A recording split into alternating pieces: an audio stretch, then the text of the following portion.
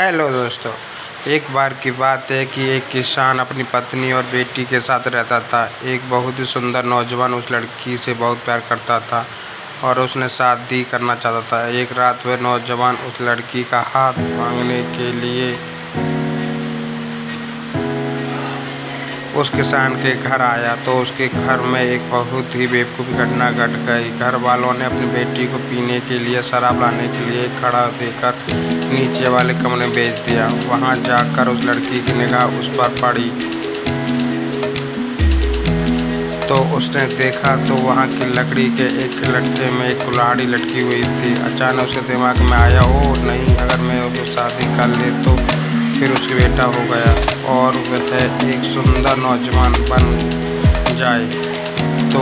और फिर वह कभी इस कमरे में शराब लटकने के लिए आए तो और उस समय यह कुल्हाड़ी उसके घर गिर जाए।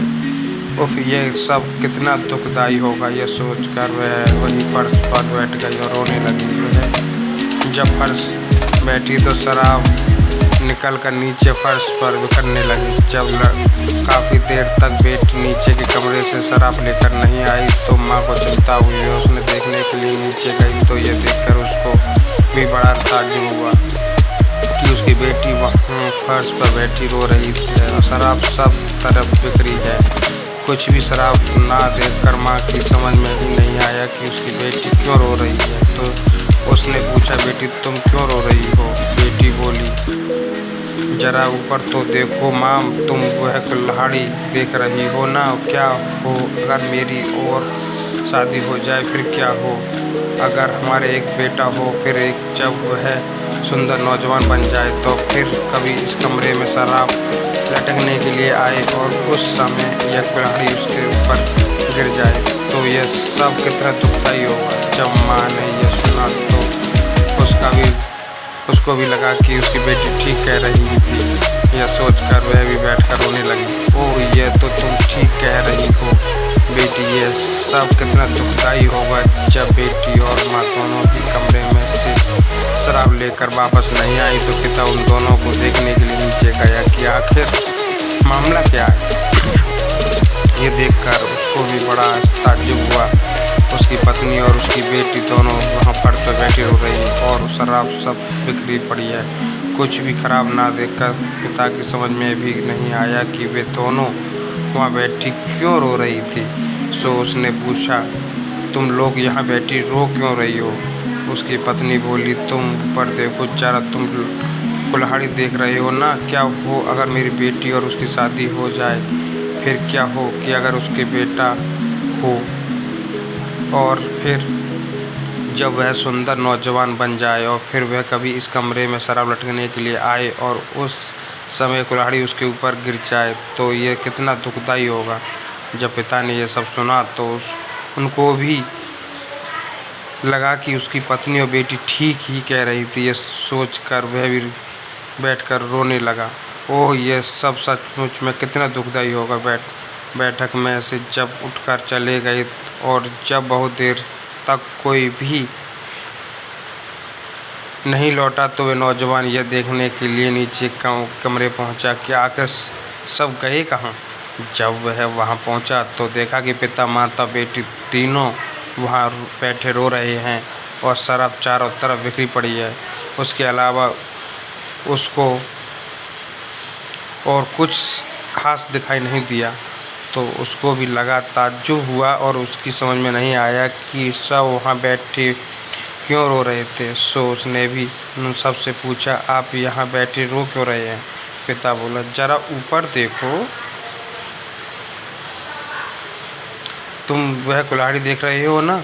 क्या हो अगर तुम्हारी और मेरी बेटी की शादी हो जाए फिर क्या हो अगर तुम्हारे एक बेटा हो और फिर जब वह एक सुंदर नौजवान बन जाए फिर वह कभी इस कमरे से शराब लटकने के लिए आए और उस समय यह कुल्हाड़ी उसके ऊपर गिर जाए तो यह सब कितना दुखदाई होगा। जब उस नौजवान ने यह सुना तो मुस्कुराया और वह उसने लकड़ी के लट्ठे में से वह कुल्हाड़ी निकाली और पिता के हाथ में थमा दी और बोला, ले ये लीजिए, ये कुल्हाड़ी अब यह किसी के ऊपर नहीं गिरेगी। वह फिर बोला, मैं बहुत सारी जगह घूमा हूँ पर मैंने ऐसी बेवकूफ़ी की बात कहीं नहीं सुनी।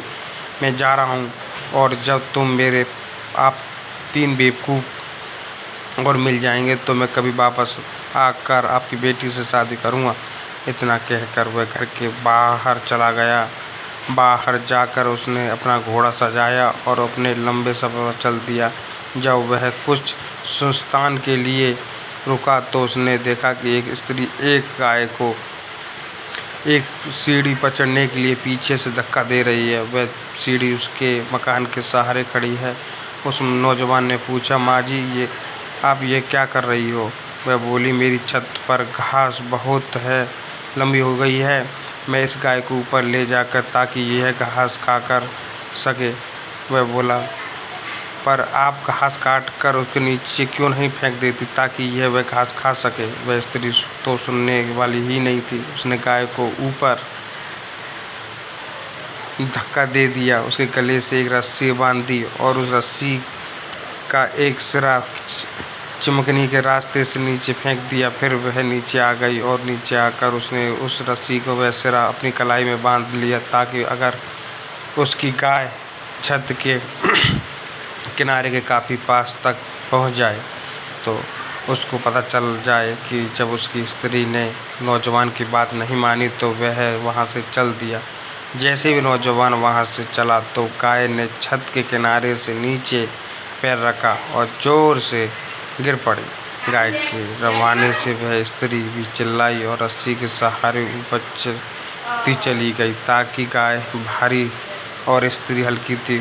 स्त्री के पड़ोसी उस स्त्री की सहायता करने दौड़े पर वह कुछ नहीं कर सके। वह नौजवान फिर गाय के समझ में जाते सोचता रहा कि यह स्त्री भी अपने किस्से की एक बेवकूफ़ थी।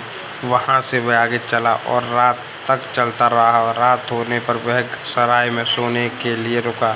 सुबह को वह अपने बराबर के कमरे में एक अजीब सी आवाज़ सुनकर उठ बैठा। पैर में जाओ, पैर में जाओ, बाम लगाऊं, पैर में जाओ, बाम लाऊं। उसने चराकर बराबर के कमरे का दरवाज़ा खटखटाया और सावधानी से दरवाज़ा खोला तो उसने देखा कि एक अजनबी कमरे में दूसरी तरफ हवा में कूदकर वहाँ जा रहा था जहाँ अलमारी के दरवाजे पर उसकी पैंट टंगी हुई थी। वह हवा में कूदा और उस अलमारी की तरफ भागा और चिल्लाया, बाम पैर में लगाओ, पैर में बाम लगाओ, आओ। उस नौजवान ने पूछा, यह तुम क्या कर रहे हो? मैं अपनी पैंट पहन रहा हूँ पर वह बहुत तकलीफ़ दे रही है।